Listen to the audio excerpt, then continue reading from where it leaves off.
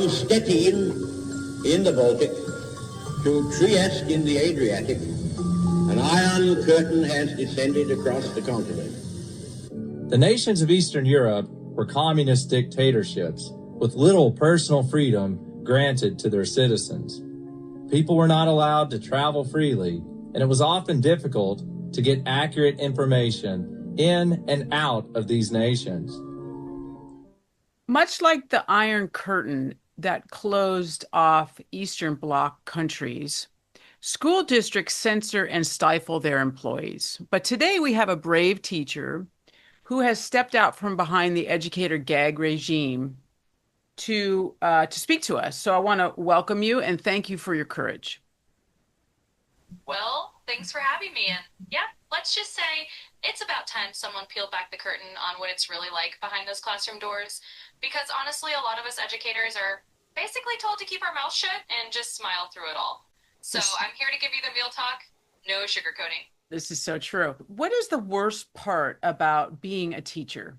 Honestly, the worst part is the feeling that you're supposed to be a miracle worker with no voice. It's like you're handed a bunch of impossible tasks, told to make magic happen for every kid, and then you're basically gagged from saying how tough it really is. And trust me, a lot of us are way past fed up with it. Yeah, a lot of good teachers are quitting. What are some of the most outrageous things parents, and I find that parents are one of the bigger problems. Do you agree with that? Some of the most outrageous things I've seen are when parents treat teachers like customer service reps instead of educators. Yeah. They come in with demands, or they want special treatment, or they basically want you to do everything for their kid without any support from home. Rank these in terms of how much they set you back daily. Nasty, busybody, or condescending parents, lack of support from administration, student behavior, and the other option here to rank is too much required assessment of students. All right, that's a tough ranking, but let's go for it. I'd say number one in terms of daily headaches is probably the lack of support from administration. Because if the folks running the show aren't backing you up, you're basically on your own island. Next, I'd put condescending parents because dealing with them can just drain the life out of you. After that, I'd say student behavior comes in third, since that can be tough, but at least it's part of the job. And finally, the constant assessments would be last. Not that they aren't a pain, but they're kind of the least of the evils. Yeah. So, yeah. Yeah, I get that. So let's play a matching game. It's called What You Say versus What You Really Mean. And how we play this game is I'm going to give you a line that you would maybe say to a parent, and then I'm going to give you some options of what you really mean when you say that line. Okay. So here's our first one. Julian has a lot to share. Would your first meaning, would it mean Julian offers his lunch daily to his classmates? Or do you really mean, I just love Julian's stories? Or do you mean, Julian told me your boyfriend has another girlfriend and you and he are now living with your mom? You got it. So yeah, when I say something like that, in that super polite teacher voice, what I actually mean is, oh, Julian has spilled all the tea about what's going on at home, and now I know more than I ever expected to. So it's a fun little translation game, and that's exactly how it goes. Okay, here's your next line. Liam is such an explorer. Would you mean Liam just can't get enough playtime in the sensory bins? Liam has been collecting roly-polies every day at recess. Or Liam is a perv. He reached up 3 girls' dresses today. Wow, okay, that's a spicy one. So if I say Liam is such an explorer, I probably mean something a lot closer to that last one. Like, hey, Liam is getting into some territory that's definitely not okay. So yeah, that's definitely one of those things where you say it nicely, but you mean we have a problem here. Yeah, we have a problem here. Okay, here's your third quote. Molly has really grown. Would you be meaning Molly is becoming so responsible? Or I can't get over how tall Molly is. I remember her from kindergarten. Or would you mean Molly looks like a can of busted biscuits in her clothing, take her shopping? Oh, this is a fun one. So if I say Molly has really grown, I probably mean that third one. In other words, I'm politely saying, hey, Molly's outgrown all her clothes and it's time for a little shopping spree. So yeah, that's the hidden meaning behind the teacher speak right there. Yeah. So it's well known among, and we just touched on this a little bit. It's well known among teachers, but the public might not know this, that teachers know all your family business. Teachers know because kids tell the teachers everything, right? So if you're pregnant, if you're drinking too much, if daddy's getting hot at the body shop, the teacher knows it. So how much do you know about every child in your classroom? And can you give me an example? Oh, absolutely. It's like kids have no filter and they just share everything. So yeah, teachers end up knowing a whole lot of family business that the public probably has no idea we know. For example, I might have a kid come in and casually mention that, oh, mommy was really mad because daddy was out super late at the bar again last night. Or they'll tell you about who's moving in or out of the house. So yeah, we end up knowing a lot more than people might realize just because kids love to share. Yeah, who's moving into the house? Or who's moving into the house? Oh, yeah, exactly.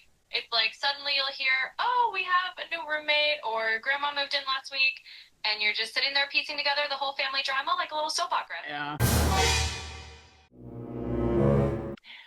Why did you get into teaching? What were you hoping to accomplish? Well, if I put my candid teacher hat on here, I think a lot of us got into it because we genuinely want to make a difference.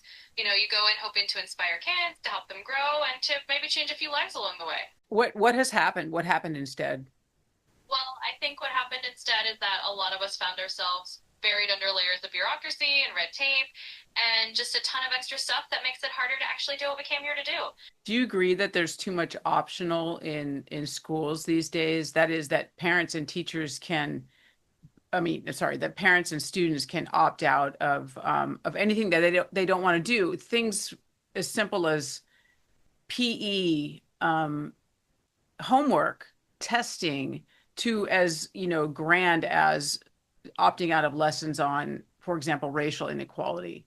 Tell me a little bit about that. Yeah, absolutely. I think that's a really good point. There's definitely this trend where a lot of things have become sort of optional menus, and parents or students can just say, nope, we don't want to do that part.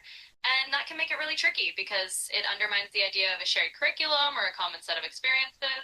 Too much on the table. It's like a buffet. Yeah, exactly. It's like a big educational buffet, and that definitely changes the whole meal plan for everybody. So yeah, it's a pretty good analogy, and it can make it tough to have a balanced educational diet, so to speak. Yeah. Do the 10 Commandments belong on the walls of classrooms? Well, that's definitely a topic that can stir up some different opinions. In a public school setting, a lot of folks would say that we need to keep things secular and neutral to respect everyone's beliefs. So generally the feeling is that religious displays like the 10 Commandments probably don't belong on the walls just to keep that separation. If a law were passed that the 10 Commandments had to be displayed in classrooms, would you support them being in poster form, or must they be in stone tablet form? Probably go with the poster form. It'd definitely be a lot easier to hang on the wall than a giant stone tablet. Should they be in the original Hebrew? Well, that would definitely add an extra layer of authenticity. I mean, if we're going all in, having them in the original Hebrew would be kind of a unique touch. Yeah, I think that'd be great. I think it'd be great. Sure. You want them? Here they are. Rank these in the order of your desire to say them out loud to students. Shut up. That was a really dumb question. Do your parents pay any attention to you? Those tears are so fake. So if we're ranking these by which one I'd be most tempted to say, even if I never actually say them, I'd probably put those tears are so fake at the top, just because sometimes you really do know when a kid is laying it on thick. After that, maybe that was a really dumb question, because let's be honest, sometimes you think it even if you never say it. Then maybe do your parents pay any attention to you? And last would still be shut up, because that's probably the least desirable thing to ever say out loud. How do you handle your period on heavy flow days since you can't leave the classroom during instruction time? Honestly, it often comes down to having a backup plan, maybe coordinating with a colleague or an aide who can cover the class for a couple of minutes if you need to step out. Or sometimes it's just about being really prepared with supplies on hand and planning those quick breaks. Someone said, I read in a research, that they wear a menstrual cup or like period panties. Have you heard of this strategy? I'm not saying it doesn't happen. I've never heard it discussed. Yeah, absolutely. Some teachers do use menstrual cups or period underwear as a kind of set it and forget it approach, since those can last several hours and you don't have to worry about changing them as often.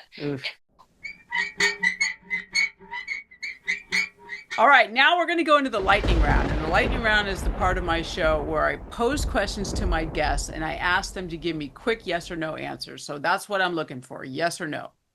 Okay, here we go. Do you hate your job? No. Have you reminded yourself today of your upper education? Yes. Do school administrators care about the well-being and safety of teachers and staff? Yes. What does it feel like to have your pants constantly on fire? We talked about the 10 Commandments earlier. Should the First Amendment be displayed in the classroom?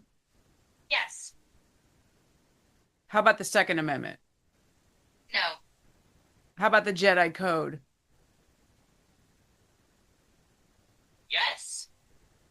What about the 12 steps of AA? I'd say no to that one. What will you do now that you're very likely to lose your job? I'm hoping I won't actually lose my job for being honest, but if I did, I guess I'd just take it as a chance to find a new adventure. Maybe I'd end up on touring with Tia more often.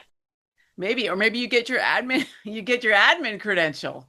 Yeah, who knows? Maybe I'd switch gears and go for those admin credentials and see things from the other side. Yeah, well, thanks for joining us on Touring with Tia. I appreciate your candid honesty and Absolutely, and it's great to have that open space to talk about it. I mean, that's what touring with Tia is all about, right? Just kind of pulling back the curtain and sharing the adult stuff. So yeah, Right. It's good fun. What'd you say? Sharing adult stuff? Yeah, exactly. Just sharing the adult stuff that doesn't always get talked about. Yeah. It's all part of real life and real teaching, so it's great to have a place to be open about it.